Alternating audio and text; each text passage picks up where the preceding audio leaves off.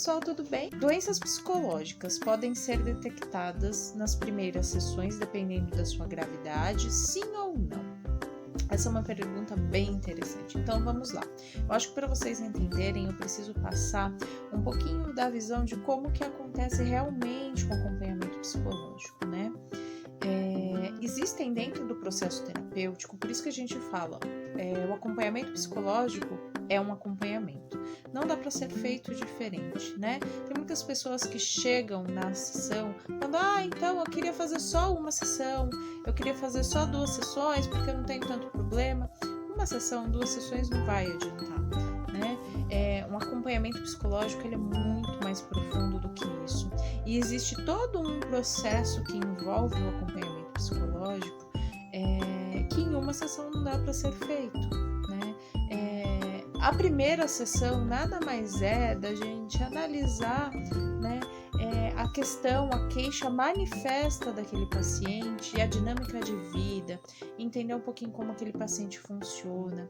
E isso requer um tempo, né? O paciente precisa criar um vínculo com o terapeuta, a ponto de confiar naquele terapeuta, para que ele consiga se expressar e consiga colocar para fora as suas questões mais emergentes, mais inconscientes. E aí temos um acompanhamento que ele é muito mais delicado do que a primeira sessão.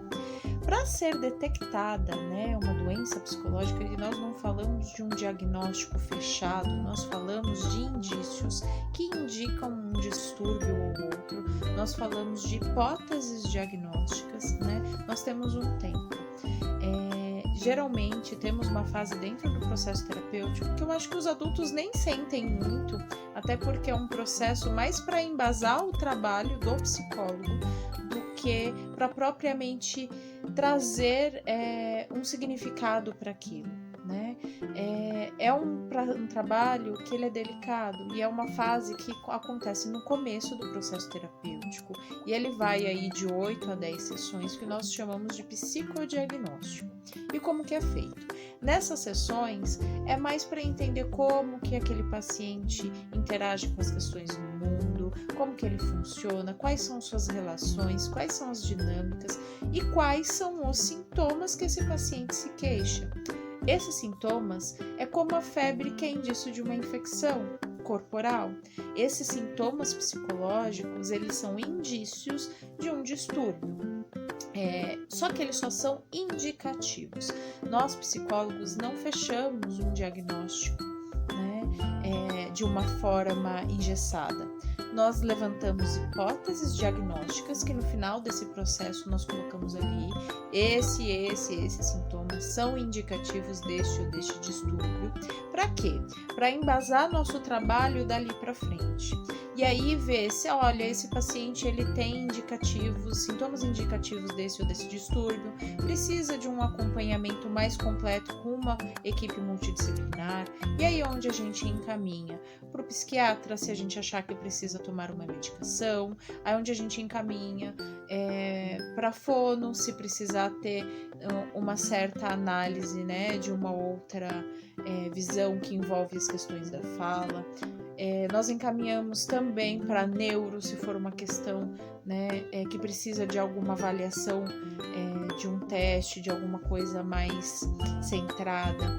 Então, esse processo do psicodiagnóstico, ele pode ou não pode durar de 8 a 10 sessões. E a partir daí, nós vamos fazendo os encaminhamentos necessários para que aquele outro profissional também analise a situação, né? E confirme também se aqueles indícios que nós estamos percebendo dentro do acompanhamento terapêutico são realmente reais ou não. E aí, isso vai gerando todo um outro processo que a gente precisa parar para pensar, que nós evitamos muitas vezes de trazer um diagnóstico na mão do paciente, né? Nós levantamos hipóteses, por quê? Porque muitas vezes para algumas pessoas o trazer um diagnóstico é trazer um rótulo, é engessar uma situação, e engessar essa situação é manter essa pessoa e esse paciente às vezes refém daquele próprio diagnóstico, porque ele começa a usar aquilo que foi levantado como uma muleta para apoiar todos os erros da vida. Ai, mas eu não posso modificar, eu não posso fazer isso porque eu sou depressivo, ou eu não posso agir de uma outra forma porque eu sou uma pessoa ansiosa.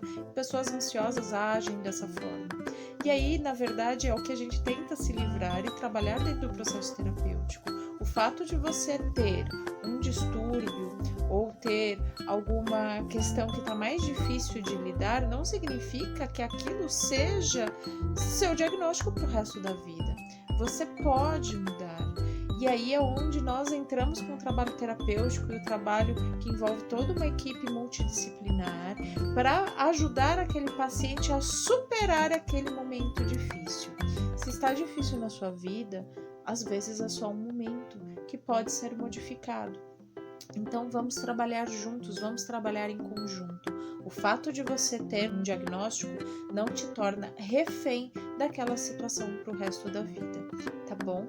Então é esse o processo. Então temos sim um tempo de análise onde vamos levantar uma hipótese diagnóstica e vamos encaminhar para outros profissionais se acharmos necessário, ou inserção de uma medicação, um exame mais elaborado, ou um acompanhamento com a fono, acompanhamento com a nutricionista, se for o caso.